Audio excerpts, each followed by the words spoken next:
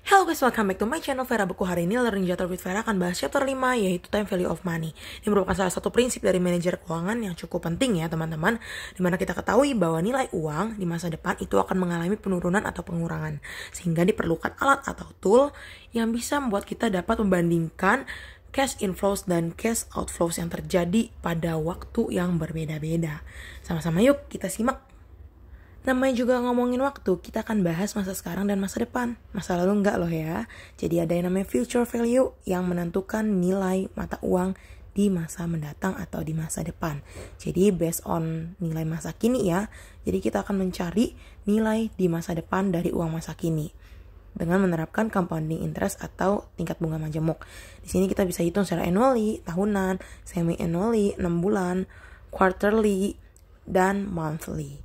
Dan future value sendiri dibagi menjadi 3, a single amount, an annuity, dan mixed stream.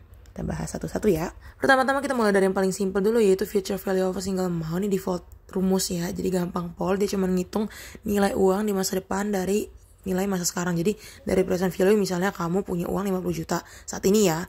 Nah, kamu akan invest dalam waktu 5 tahun dengan return 15%. Berapa yang kamu akan dapat di masa depan? Nah, rumusnya adalah future value sama dengan PV kali 1 plus R pangkat NN itu adalah tahun ya. Tinggal masukin aja ke rumusnya. Present value itu 50 juta kamu sekarang dan R itu adalah tingkat bunga yang kamu dapatkan. Jadi dalam 5 tahun ke depan jadi berapa sih itu duit? Kita hitung dulu, masukin rumusnya dan dapat deh hasilnya 287 juta 500 ribu. Ya, bandingin aja sendiri itu untung atau enggak ya. Jadi kayak biar kita bisa ngerti tuh di masa depan nilainya berapa duit kita sekarang. Yang kedua, the future value of annuity. Dibagi lagi menjadi 2 guys. Anaknya ada 2. Ada yang ordinary, ada yang due. Namanya juga ordinary itu B aja ya. Misalnya kamu invest $1,000 di akhir tahun selama 3 tahun, bunga 10% per tahun.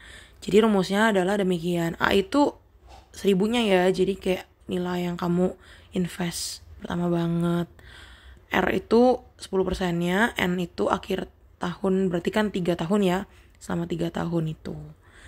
Dan untuk yang future value annuity due, namanya juga due, itu kuncinya di awal tahun. Ini sama aja, sebenarnya cuma bedanya di rumus, karena yang ordinary itu di akhir tahun, kalau ini tuh di awal tahun kamu kasih uangnya.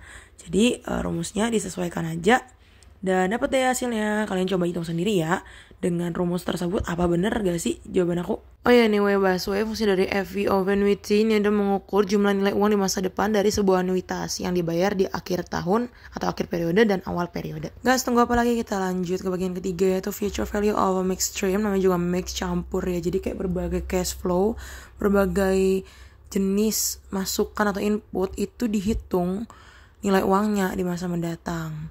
Jadi cash flow-nya itu nyampur ya coy. Bisa 1, 2, 3, 4 A, B, C. Nah A, B, C, D itu kayak anuitas yang tadi. Cuman ya karena beda, ya rumusnya beda gitu. Udah capek halu di masa depan, mending kita balik masa kini, bahas present value yang menentukan nilai uang masa kini berdasarkan nilai di masa depan.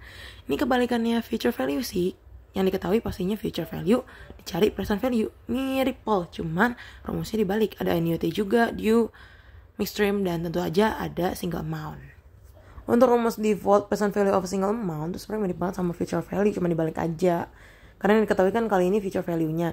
Misalnya kamu 5 tahun yang akan datang tuh janjian uang $1,610,5 dengan tingkat bunga 10% per tahun.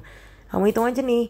Itu sama aja kayak nilai berapa sih sekarang? 1.000 ternyata coy.